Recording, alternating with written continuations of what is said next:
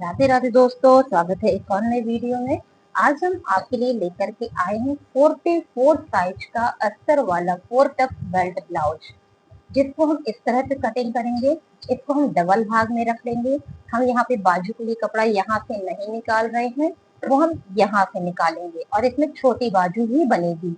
5 inch तक की बाजू आपकी आराम से बन जाएगी 44 के साइज में। तो सबसे पहले यहाँ से हम निकालेंगे बैक पार्ट। ब्लाउज की लंबाई है 15 इंच, तो हम यहाँ पे लंबाई में मार्जिन ले रहे हैं 16 इंच का।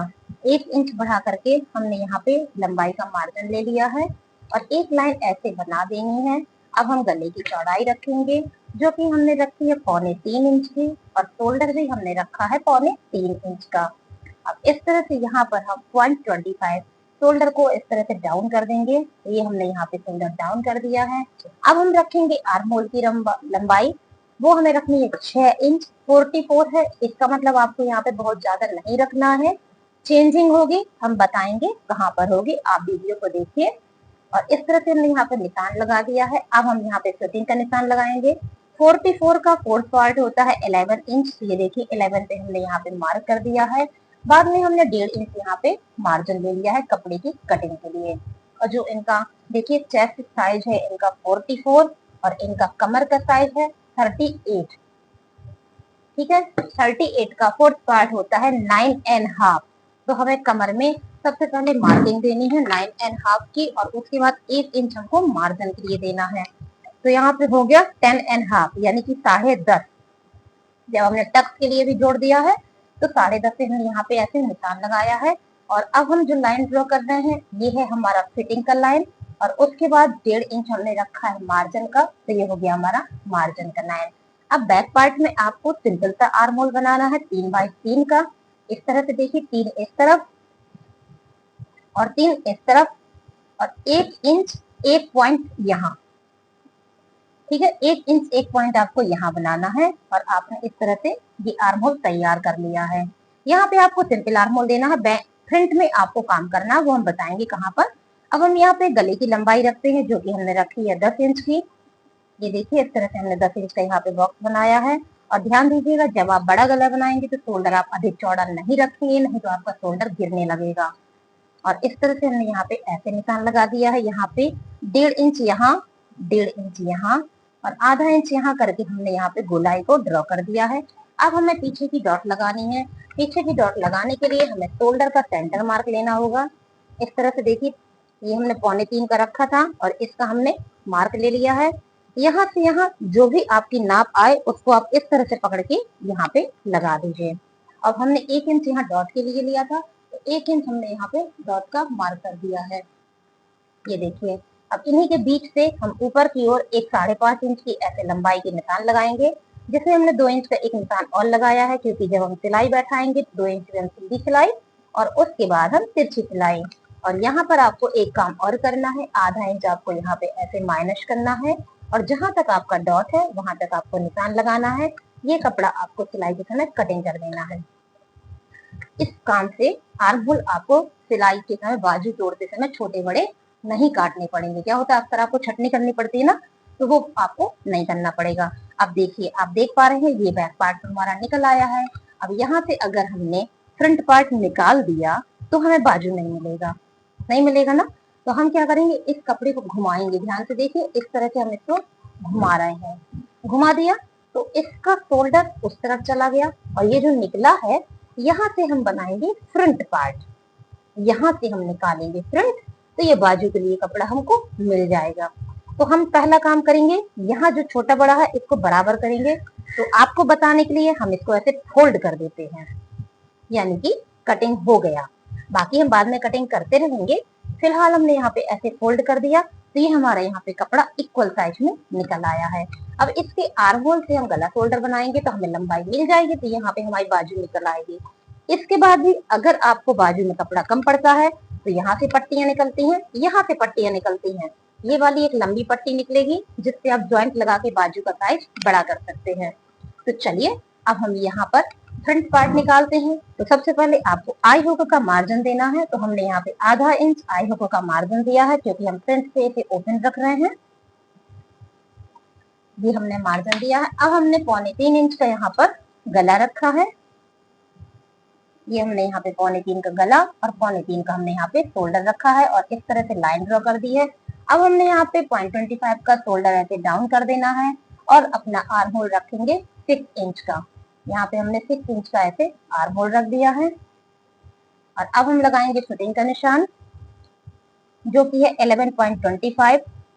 ये हमने यहाँ पे फिटिंग का ऐसे निशान दे दिया और अब हम यहाँ पे 1.5 इंच मार्जिन का निशान लगा लेंगे।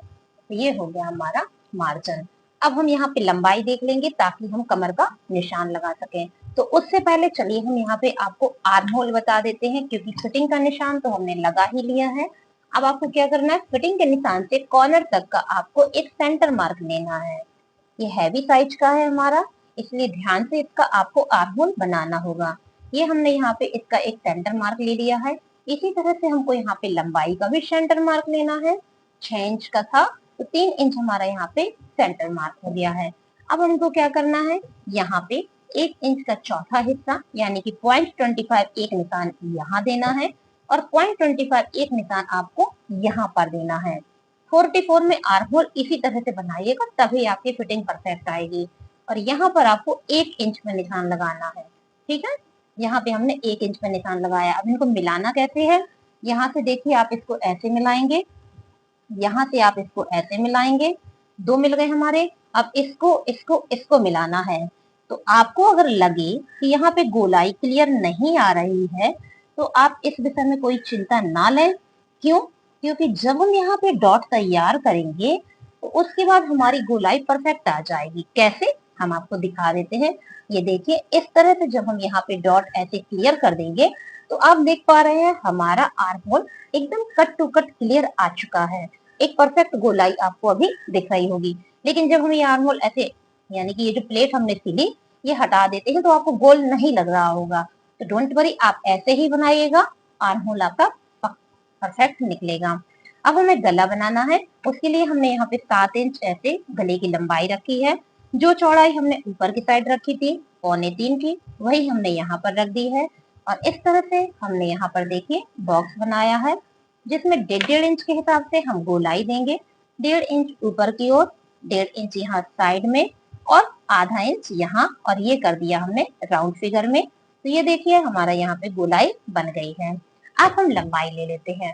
ओके दोस्तों, तो हमने जब ये 14.5 का बनाना है, देखिए कितने का हमने लिया था, ये हमने 16 इंच के यहाँ पे लिया था, क्योंकि 15 इंच की हमने लंबाई लेनी थी।